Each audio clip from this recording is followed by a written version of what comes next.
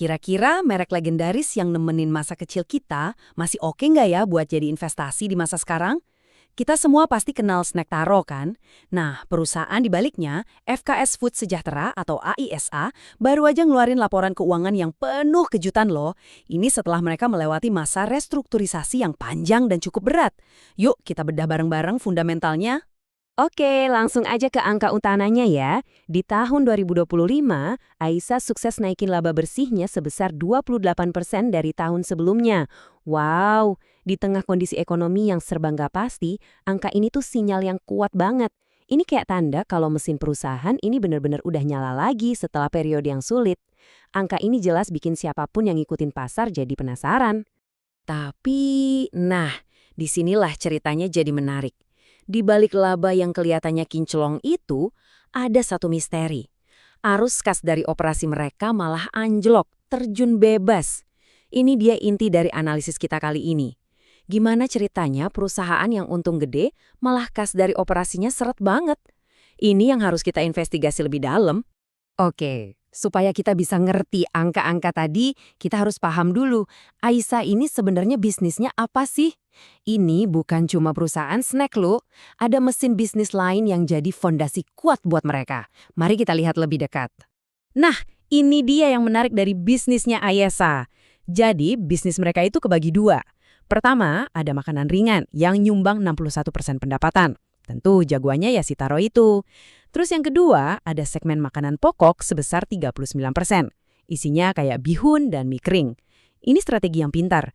Jadi mereka punya fondasi bisnis yang solid dan gak cuma ngandelin satu jenis produk aja. Dan coba lihat ini, 97% penjualan mereka itu asalnya dari dalam negeri. Ini nunjukin betapa kuatnya mereka di pasar lokal Indonesia. Mereka ini benar-benar jago kandang. Punya basis pasar domestik yang kuat begini jadi kunci stabilitas dan juga potensi pertumbuhan mereka ke depan. Sekarang, kita masuk ke bagian yang seru. Gimana caranya IC bisa benerin mesin laba mereka? Ini bukti nyata kalau perbaikan di sisi operasional itu beneran ngedorong profit. Dan ini inti dari kisah comeback mereka. Coba kita lihat tabel ini.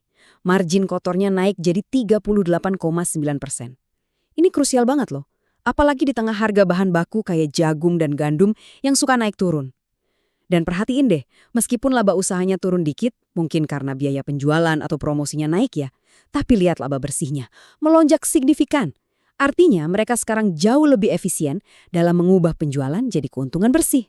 Ujung-ujungnya apa? Return on equity atau ROE-nya dapat sekitar 7,8%.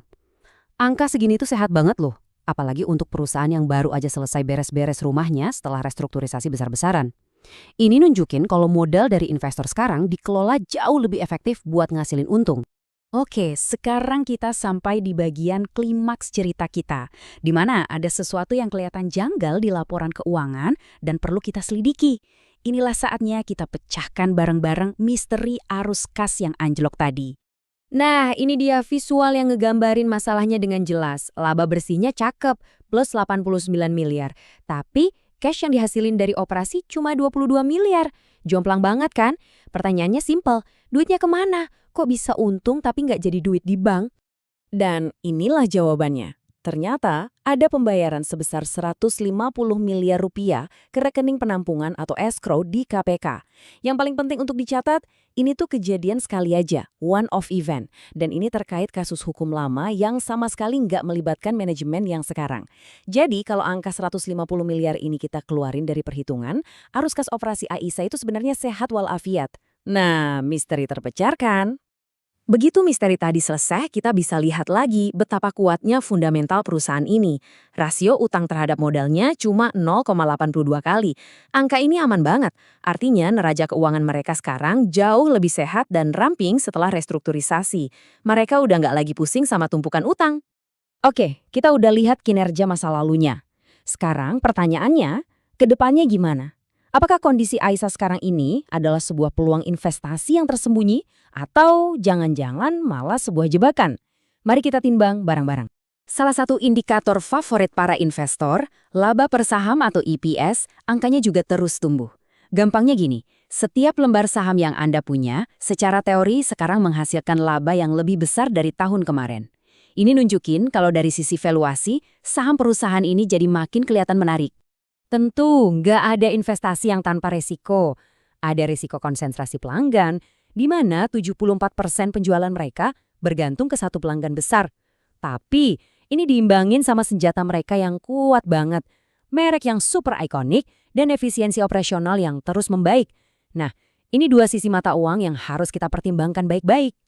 Jadi, kita balik lagi ke pertanyaan awal.